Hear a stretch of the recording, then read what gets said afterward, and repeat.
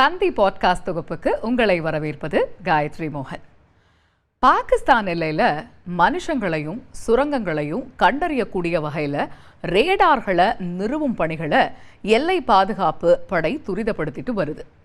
எல்லையில் இந்தியாவுக்குள்ள ஊடுருவி தாக்குதல் நடத்தக்கூடிய பாகிஸ்தான் பயங்கரவாதிகளுக்கு வைக்கப்படுற ஹைடெக் பாதுகாப்பு பொறி பற்றி கொஞ்சம் விரிவாக பார்க்கலாமா? இந்தியாவோட மிகப்பெரிய சட்ட போராட்டத்துக்கு அப்புறமா பயங்கரவாதி ராணாவை அமெரிக்காவில் இருந்து நாடு கடத்தியிருக்கு மத்திய அரசு. 2008 நவம்பர் 26 மும்பைக்குள்ள நுழைஞ்சு பாகிஸ்தான் பயங்கரவாதிகள் நடத்திய தாக்குதலில் 164 பேர் கொல்லப்பட்டாங்க. அந்த கொடூர தாக்குதலை இந்தியர்களால் வாழ்நாள் முழுமைக்கும் மறக்கவே முடியாது அப்படின்னு தான் சொல்லணும். இதுபோல காஷ்மீர் மாநிலத்துக்குள்ள ஊடுருவி பாகிஸ்தான் பயங்கரவாதிகள் நடத்தக்கூடிய தாக்குதலும் அப்பைக்கு அப்ப நடந்துட்டு தான் வருது.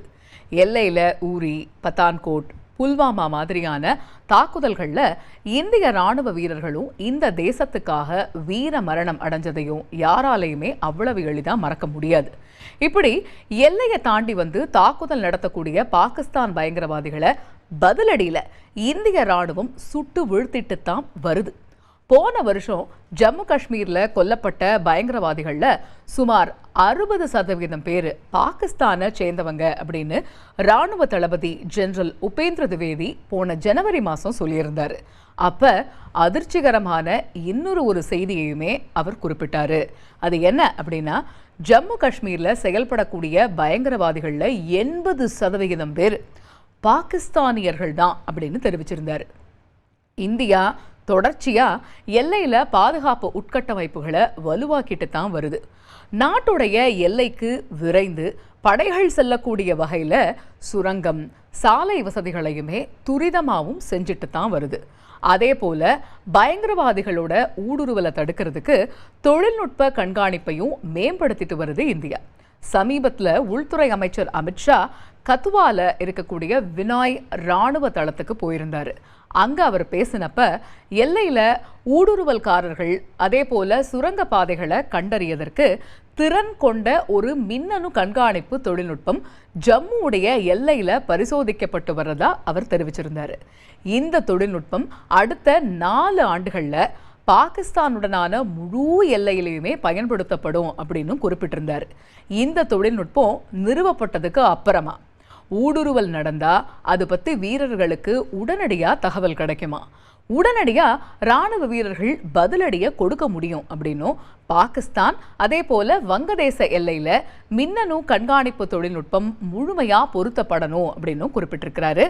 இப்போ இந்த ஹைடெக் பாதுகாப்பு சிஸ்டம் பல நிலைகளில் ஒருங்கிணைக்கப்பட்டு வர்றதாகவும் ஒரு தகவல் வெளியாகி இருக்கு. குறிப்பாக சொல்லணும் அப்படின்னா, எல்லையில் இப்போ யாராவது ஊடுருவினாங்கன்னு வைங்க, அவங்கள அடையாளம் காட்டக்கூடிய வகையில், அதாவது மனிதர்களை அடையாளம் காட்டும் வகையில் ஒரு ரேடார் பொருத்தப்படுது. சரி, இது என்னென்ன பண்ணும் அப்படின்னு பார்த்தா, மனிதர்களுடைய நடமாட்டத்தை பாதுகாப்பு படைக்கு அடையாளம் காட்டக்கூடிய வகையில் தெர்மல் இமேஜிங் தொழில்நுட்பம் பொருத்தப்படுது. நவீன ஹை ரெசல்யூஷன் கேமராக்கள்லாம் வேலிகளில் பொருத்தப்படுது. அதே போல் வேலிகளில் விளக்குகள், அதே போல் ஆற்று பகுதிகளில் தொழில்நுட்பத்தால் இயக்கப்பட்ட கண்காணிப்பு, அதே மாதிரி பூமிக்கு அடியில் ஒருவேளை சுரங்கம் ஏதாவது அமைக்கப்பட்டிருந்தா அதை கண்காணித்து அடையாளம் காட்டுறதுக்காகவே சுரங்க பாதைகளை கண்டறியக்கூடிய சீஸ்மிக் சென்சார்ஸும் பொருத்தப்படுறதா தகவல்கள் சொல்லப்படுது. பாகிஸ்தானில் இருந்து எல்லையை தாண்டக்கூடிய பயங்கரவாதிகளுக்கு வைக்கப்படுற ஒரு ஹைடெக் பொறியாத்தான் இந்த பாதுகாப்பு வலையமைப்பு பார்க்கப்படுது. அதாவது நம்ம எல்லையோட வேலியில் பொருத்தப்படக்கூடிய கேமராக்கள் மனிதர்களை அடையாளம் காட்டும் ரேடார் வசதியோட இணைக்கப்பட்டதுன்னோ, மனிதர்கள் உள்ள நுழையும் போது எச்சரிக்கை அப்படிங்கிறது ஒருங்கிணைக்கப்பட்ட கண்ட்ரோல் மையத்துக்கு தகவல் கொடுக்கும் அப்படின்னும் அதிகாரிகள் தரப்பில் சொல்லப்படுது.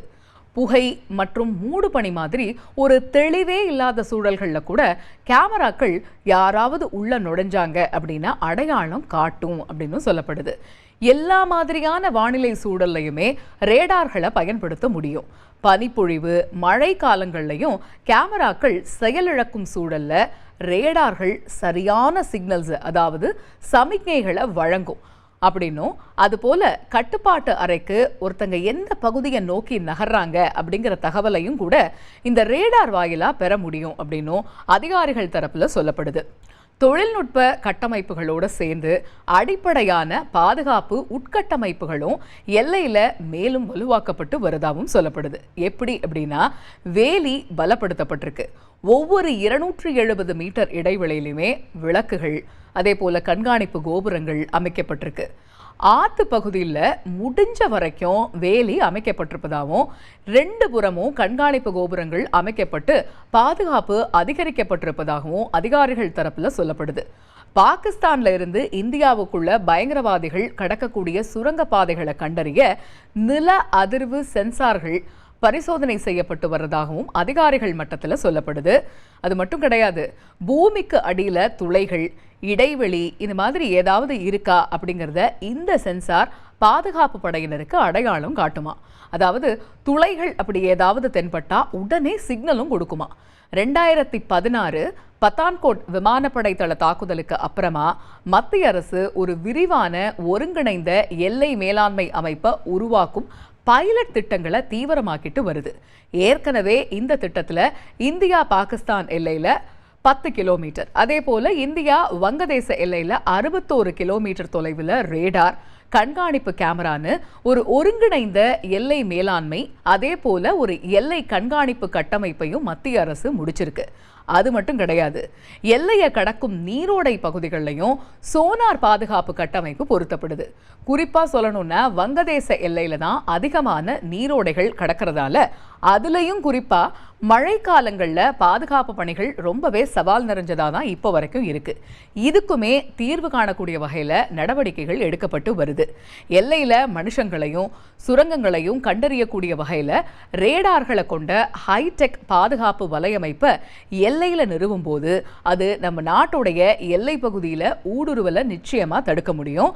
அதே போல பயங்கரவாத ஊடுருவலையும் ஒழிக்க முடியும் அப்படின்னு பாதுகாப்பு வல்லுநர்கள் நம்பிக்கை தெரிவிக்கிறாங்க.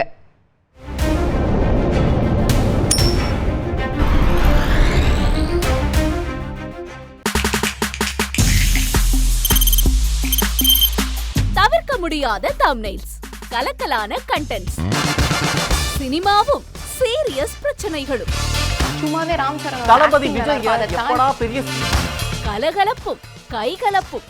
Me too love you, thank you sir. அவர்களை மாஸ் ஏத்துறது தியேட்டர் தெரிக்குதுனாலே டன் தான்.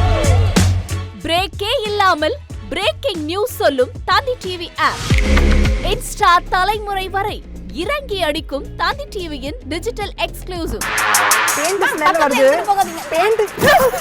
பாடி காமிச்சீங்க, அது அதை விட மோசம். இல்ல பாடி காமிச்சீங்கன்னா அது இன்னும் வெரி பேட். தந்தி டிவி ஆப்பை இலவசமா டவுன்லோட் செய்யுங்க. ஃபாலோ பண்ணுங்க, சப்ஸ்கிரைப் பண்ணுங்க, என்ஜாய் பண்ணுங்க.